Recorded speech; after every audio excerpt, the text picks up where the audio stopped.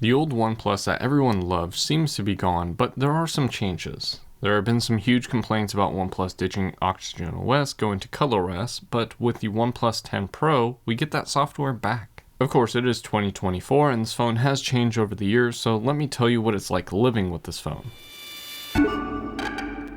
Hello everyone, this is Matt from Real World Review, and this is the OnePlus 10 Pro. I always end up getting these OnePlus devices in colors that I don't want, but they're generally in good deals. Either way, let's get started.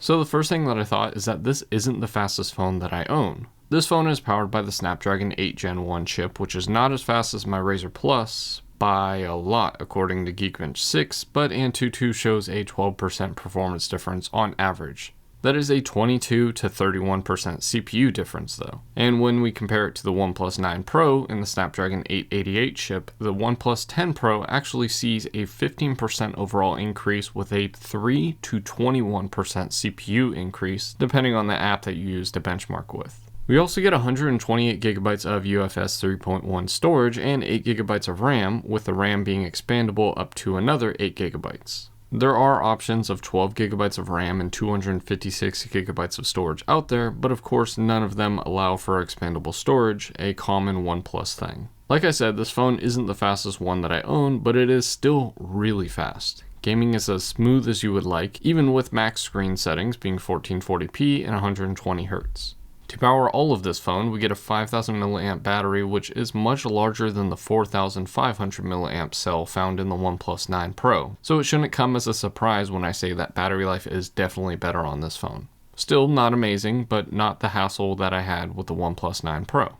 This is of course running Android 13 now, or Oxygen OS 13.1, so maybe this and the processor was the bump that OnePlus needed. Until now, yes, editing me here. I got Android 14 on this phone, and just like the Nothing Phone 1, I didn't really notice too much of a difference. Small updates, but it's still nice to see that it's here. This might be the last major update that we see, since the OnePlus 9 still hasn't got it yet, but who knows. And yes, I do make this so then people can't complain about, oh, you didn't wait until Android 14. Well, I did this time. You're welcome. Regardless, we get two ways to charge this phone, of course being wired with the USB-C port at 65 watts, while 50 watts of wireless charging is capable, but not realistic without the proprietary charger. These specs aren't anything new though, being the same as the OnePlus 9 Pro, just like the reverse wireless charging, which OnePlus still doesn't mention on their sales pages anywhere. Now moving outside of the phone, this is a fairly tall phone, though you should expect that with the Pro name in it. At 200 grams, this phone feels kind of heavy, but sturdy. The back is glass, of course, with this little glass area where the camera is. I don't know why, but this does remind me of HasselGood camera designs, even though I'm pretty sure HasselGood only deals with the color science on this phone.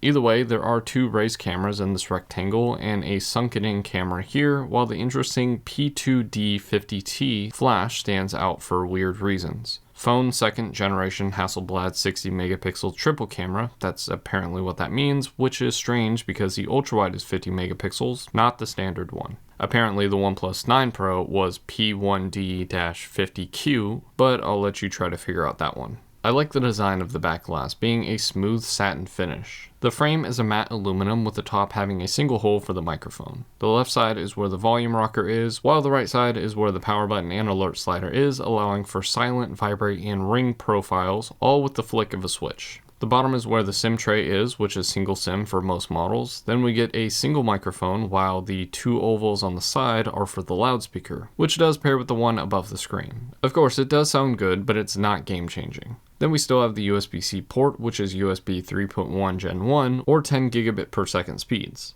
The screen is a beautiful but curved 6.7-inch 1440p 120Hz refresh rate LTPO OLED panel, which is covered by Gorilla Glass Victus, just like the back. That said, I highly recommend using a tempered glass to protect this, which I'll remove right now because I got some cracks in it. I remember there was a lot of talk about how the color is going to look amazing on this screen, being a 10-bit display, but I don't really see what's special. I mean, it is spectacular for viewing and gaming, but so are other flagships in its class. Of course, it does get some other image and video enhancements that I do decide to turn on or off depending on what they are, because sometimes it does change the quality in negative ways, at least in my eyes. Lastly, we get normal things like 5G, though ultra-wideband support is missing from here. We also have Bluetooth 5.2 and Wi-Fi 6, which is definitely not the newest, but definitely not the worst.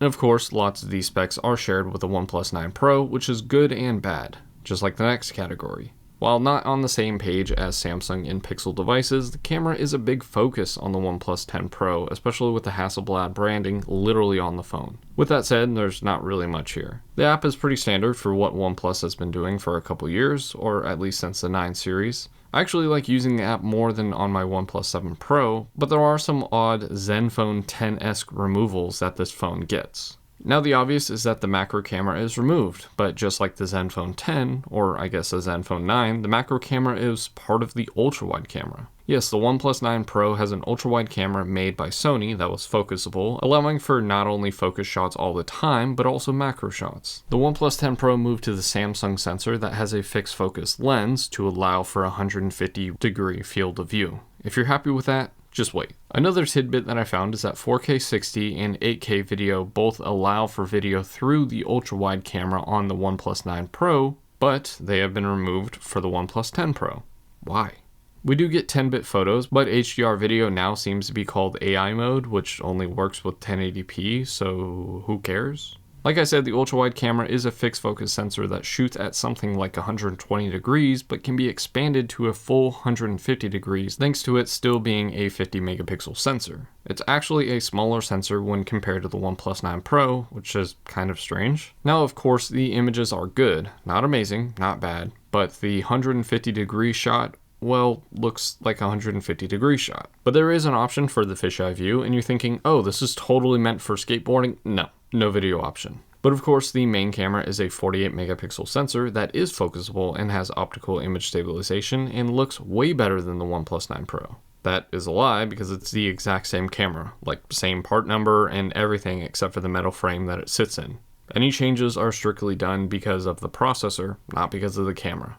Also, yes, this means that the 50T is 50 triple camera, as in 50 is the highest number, not that all cameras are 50 megapixels. Lastly, we get the 8 megapixel telephoto, which allows for a 3.3x zoom and is optically stabilized. And just like the main camera, exact same part from the OnePlus 9 Pro. This camera is hit or miss. Generally, I like telephoto sensors, but just like the OnePlus 7 Pro, it just doesn't match the main sensor how I would like it to. Still, nice to see a telephoto on this phone, but definitely not the highlight of the camera set. As for video, like I said, we get 4K 60 and 8K at 24 frames per second out of the main only, but we also get 4K at 120 frames per second for those that want to shoot something like 4K 30 or 4K 24 and get a quarter or a 1/5 slow motion video, or half slow-mo if you shoot at 60 frames per second normally, like a cool person. The quality is always pretty good, and you can actually shoot log video, but so can the OnePlus 9 Pro, as well as its only 1080p at 30 frames per second.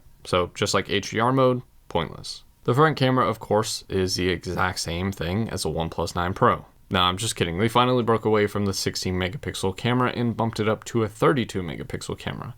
That said, the camera still looks okay. The camera is a fixed focus and the video is 1080p at 30 frames per second. It's like OnePlus was making this phone and the product manager was like, alright, I'll bring you a better camera, you just have to optimize it. And the development team completely forgot about that camera. Now this has HasselGood on it, so it's assumed that the color science is modified by them, but we also get the X-Pan mode, which on a full camera kind of reminds me of an anamorphic lens, but on this phone just ends up being a cropped shot in between a 1:3 or 1:4 ratio. I don't understand it on this phone, but I guess it's just part of the true HasselGood gimmick. Overall, I don't have any major problems with these cameras, but I just dislike the weird changes and lack of overall improvements that the OnePlus 10 Pro should have brought over the OnePlus 9 Pro. Given most people will probably have the OnePlus 7 Pro or older, this would bring new life into that aging camera set, but even the 7 Pro had a focusable ultra-wide camera.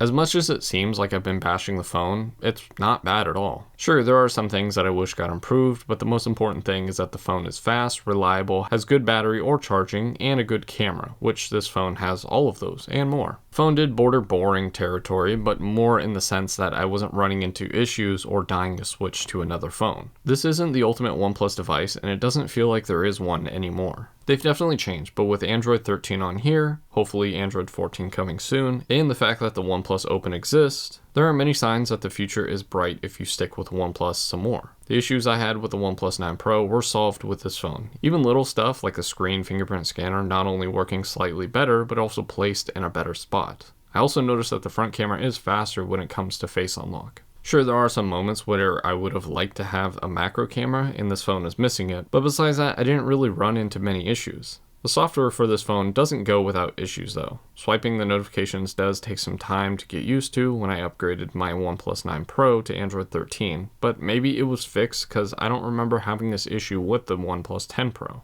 One beyond annoying thing is that you can't access app info from multitasking menu. I found myself doing this a lot on other phones and was disappointed when it wasn't a simple task to do. But that's Oxygen OS. It is different, just like OnePlus, but at least it's not ColorOS. OnePlus is a company that I was not a fan of in the beginning, and then they became too expensive for my budget. When I can finally start affording phones, I bought the OnePlus 7 Pro, and then they started making bad ones. But with the OnePlus 9 Pro, I knew that they were on the right track, and the OnePlus 10 Pro proves that they are still improving. But the good news, for us at least, is that not everyone agrees, so they want to sell their phones. This can be found at a little under $300, which is a steal for this phone. Honestly, it's hard to recommend other phones in its place given the processor and the specs that you get. Maybe a Samsung S22 Ultra would be better, but those are quickly going over $500. The biggest issue that most people truly have with this phone becomes clear when you tell them that you have a OnePlus 10 Pro and they simply ask you, who makes that? Samsung? And that's my review of the OnePlus 10 Pro, the slightly better flagship killer. But what do you think? Am I just settling on the 10 Pro as a good phone? Let me know what you think, and as always, thanks for watching.